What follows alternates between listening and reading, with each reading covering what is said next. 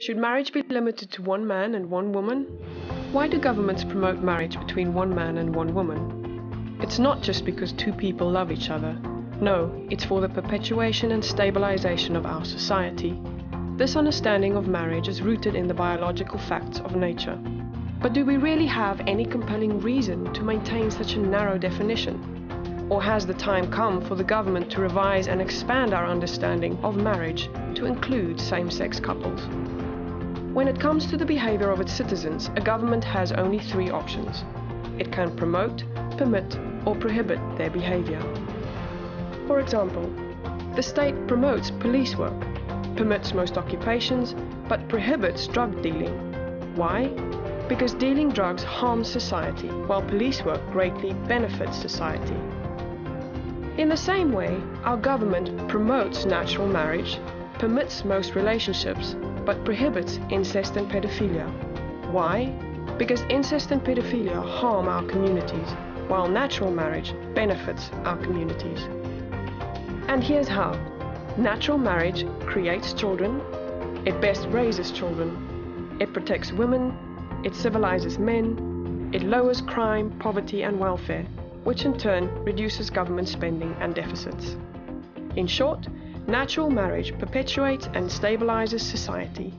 Everyone benefits from that, even those who don't get married. Now, let's look at same-sex marriage. What benefits does it provide?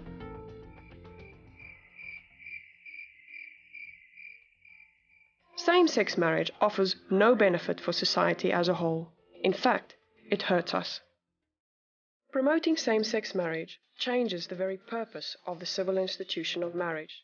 Natural marriage centers on bringing up the next generation, on raising children to become good citizens.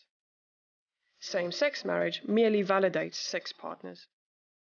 We know, statistically, that natural marriage creates the best possible family for children. If we alter the primary purpose of marriage, the losers will be the children. Doesn't every child deserve a mom and dad? But what about natural marriages that don't create children? They are the exception, not the rule. The only relationships that do create children are between a man and a woman. Wherever same-sex marriage is promoted, schools subject your kids to mandatory homosexual curricula.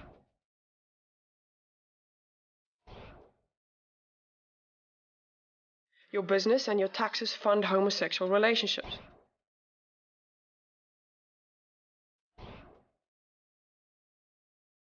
Your freedom of speech is gagged.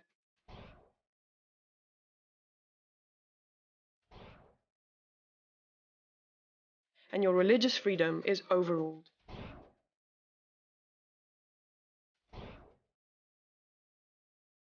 The government has no compelling interest in legally promoting same-sex marriage. None. But we have every reason to continue to promote natural marriage. But what about equality? The law already treats everyone equally. Every citizen can marry someone of the opposite sex.